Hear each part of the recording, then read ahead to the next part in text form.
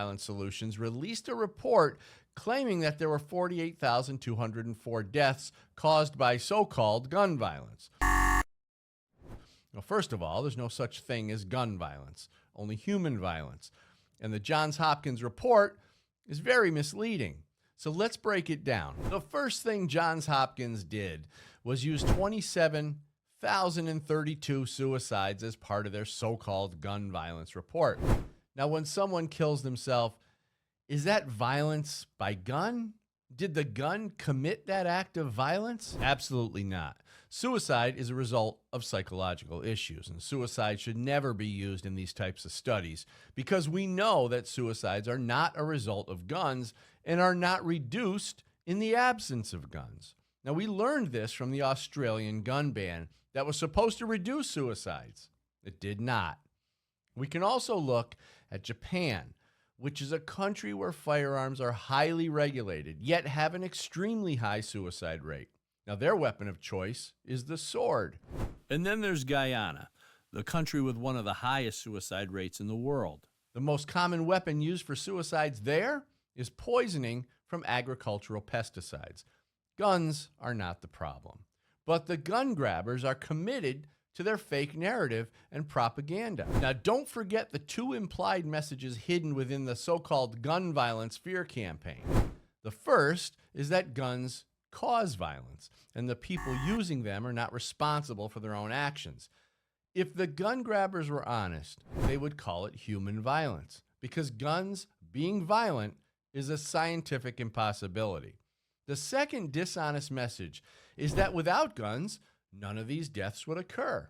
Propaganda like this coming from Giffords, Everytown, Moms Demand, and the Johns Hopkins Center is designed to change the way we think about guns in America. Now, the truth is, where there are more gun restrictions, there's more death and violence, because good people are rendered unarmed and helpless by politically motivated bureaucrats. The gun grabbers don't want you to be able to defend yourself because it proves their propaganda is a lie. And when we look at the so-called gun violence numbers, we're going to be honest and take out the 27,032 suicides because it's dishonest to correlate suicides with guns, especially after knowing that people committed to suicide will not change their mind just because they don't have a gun. So we're down to 21,172 gun-related deaths in America per year. Now, let's take out 1,163 law enforcement shootings. Now, as much as the gun grabbers want to include good guys killing bad guys in the line of duty as so-called gun violence, we're going to keep them honest. So we're down to about 20,000 gun-related deaths per year in America, and the vast majority of those are gang-related. Interesting how the gun grabbers don't talk about gang violence as being a big part of the violence problem we have in America. Seems like they're using gang violence to push for more gun restrictions. Imagine what these numbers would look like if the political left stopped normalizing mental illness and actually worked at getting people the psychological help they need to prevent suicides, rather than just confiscating guns in red flag seizures without affording the gun owner due process and supporting Big Pharma in what appears to be a mission to medicate.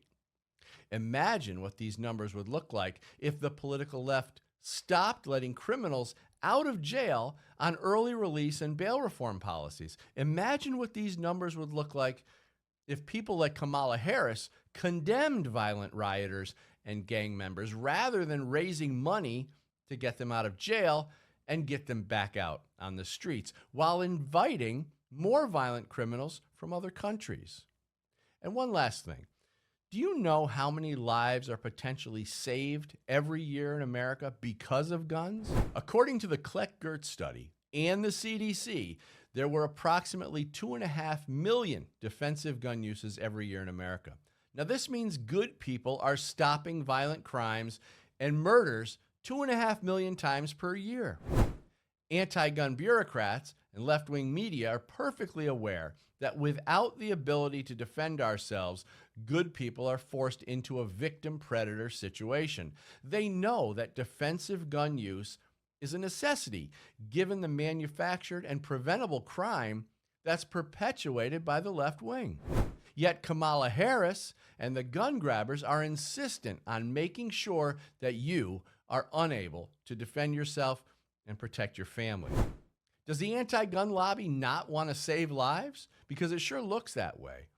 If they really did want to save lives and weren't just trying to disarm their political opposition, the anti-gun crowd would get on board and support gun ownership.